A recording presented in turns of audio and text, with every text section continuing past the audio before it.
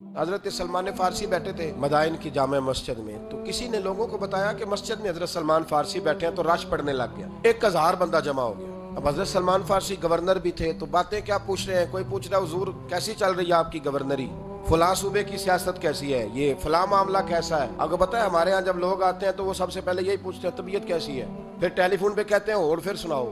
اب یہ اور پھر سناؤ، اگر جو بندہ سامنے تفسیر پڑھ رہا ہے وہ اگر کہہ دینا کہ جی آپ مہربانی کریں کوئی بات ہے تو کریں، ورنہ میں مصروف ہوں، تو فون پہ ہی کہتے ہیں جناب دیکھیں تقریر کتنی اچھی کرتے ہیں اور اخلاق اس طرح کا ہے، حالانکہ یہ نہیں پتا کہ سامنے تفسیر کھلی تھی جب آپ کا فون آیا تھا اور وہ صاحب تلاوت کر رہے تھے، وہ عالم جن کو آپ نے فون کیا۔ اب آپ سے اگر کہہ دیا جائے نا کہ یہ ہوڑ سناؤ چھوڑو مطلب کی بات کرو، لوگ ناراض ہو جاتے ہیں۔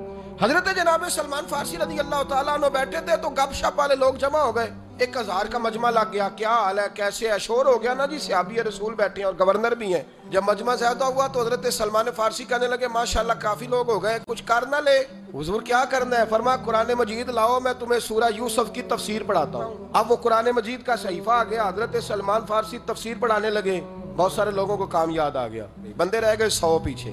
تو حضرت سلمان فارسی رضی اللہ تعالیٰ عنہ فرمانے لگے مجھے افسوس ہے تم پر کہ تم نے گپ شپ کی بات کی، کہانیوں کی بات کی تو 1000 جمع ہو گئے، اور جب اللہ کی کتاب کی باری آئی تو 100 بندے رہ گئے، یہ تمہارا معیار ہے؟ فرمایا 100 بندہ رہ گئے، اور پھر تاریخی جملہ کہا، فرمایا یاد رکھو اگر قرآن سے جڑے رہو گے تو زندگی شان والی ہوگی، موت ایمان والی ہوگی، اور قیامت کے دن قرآن سفارش کر کے تمہیں عزت کے ساتھ جنت میں داخل کرا دے گا۔ قرآن سے رشتہ بہترین ہے وہ شخص جو قرآن پڑھے اور قرآن پڑھائے، قرآن سیکھے اور قرآن اپنی دلچسپی پیدا کرے، صحیح قرآن پاک پڑھنا سیکھیں، کسی قاری صاحب سے دوستی کریں، ان کو قرآن مجید سنائیں، ان سے قرآن پاک سیکھیں۔ اپنی نماز بڑی یاد ہو تو پھر یاد کر لیں ایک دفعہ، نماز جنازہ یاد ہو تو ایک دفعہ پھر یاد۔